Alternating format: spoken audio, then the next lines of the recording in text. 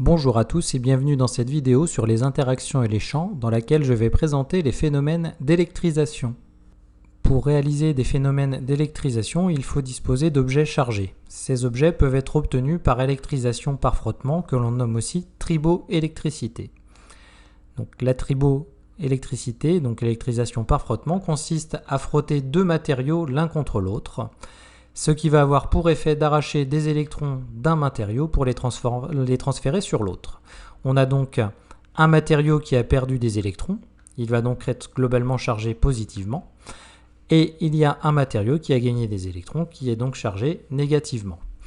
On se retrouve donc avec un objet chargé positivement et un objet chargé négativement, mais l'ensemble des deux objets est neutre. On a donc bien toujours l'électroneutralité de la matière au global. Pour savoir quel objet sera chargé positivement et quel objet sera chargé négativement, on utilise une échelle triboélectrique.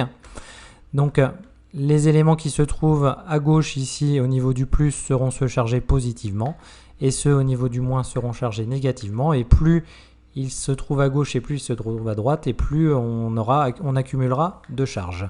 Par exemple, si je prends donc un bâton d'ébonite qui est du caoutchouc durci et que je le frotte avec donc de la laine se trouve ici du côté des plus, l'ébonite se trouve du côté des moins.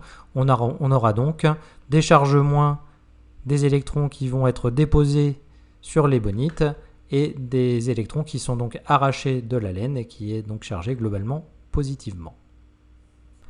Après avoir chargé une paille en plastique avec une peau de lapin, j'approche ma paille donc d'une petite boule d'aluminium tenue par un fil en nylon qui est donc un isolant. Je constate que la boule d'aluminium est attirée par ma paille qui est donc chargée négativement. C'est ce qui constitue ici une expérience d'électrisation par influence. Je vais maintenant donc interpréter mon expérience avec un schéma. Donc je considère ici donc une potence avec un fil isolant et une boule d'aluminium. J'approche donc ma paille chargée négativement et je vais donc regarder d'un peu plus près ce qui se passe. Donc ma paille ici est chargée à des charges négatives à sa surface, des électrons, et ma boule d'aluminium est donc constituée de protons qui sont des charges positives et d'électrons ici qui sont des charges négatives. Le fait d'approcher donc ma paille chargée va avoir un effet sur les électrons qui sont mobiles ici dans l'aluminium et qui vont donc être repoussés par les moins. Donc la bille d'aluminium va avoir dans cette zone une partie chargée positivement et ici une partie chargée négativement.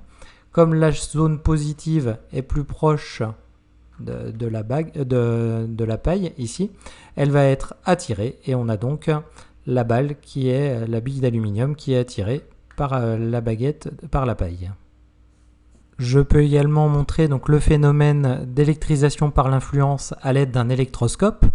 Donc un électroscope est constitué donc d'une enceinte fermée dans laquelle on a mis deux lamelles métalliques très fines et qui sont reliées donc à un plateau lui aussi métallique.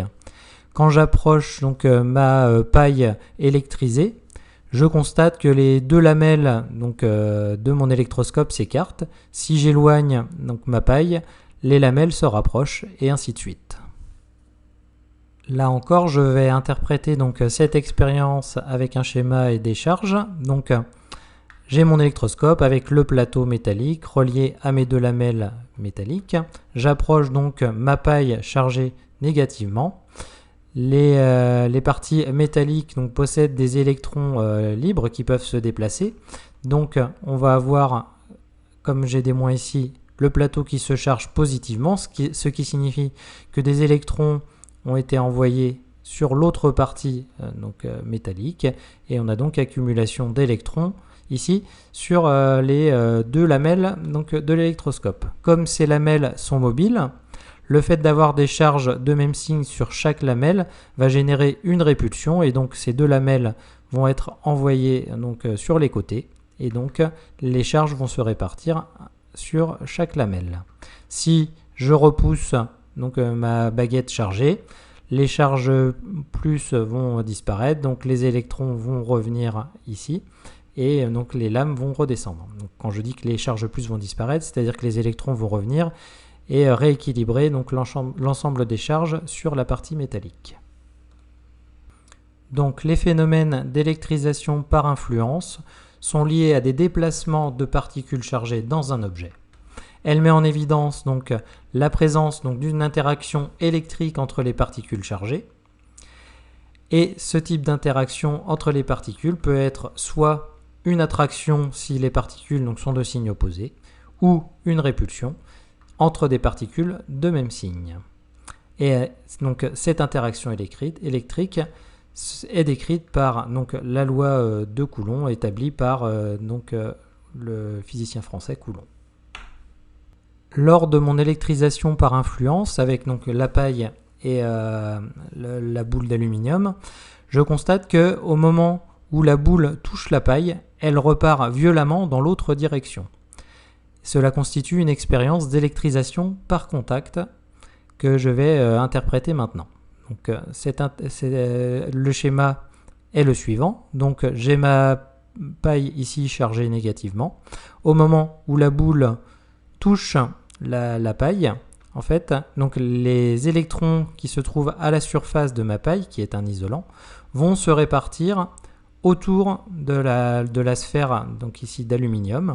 Et donc j'ai deux objets mobiles, notamment la boule qui est mobile, qui sont chargés négativement. On va donc avoir répulsion et la balle va partir dans l'autre direction ici, avec donc des charges à sa surface. On a donc ensuite présence de deux objets chargés négativement qui ne vont plus rentrer en contact.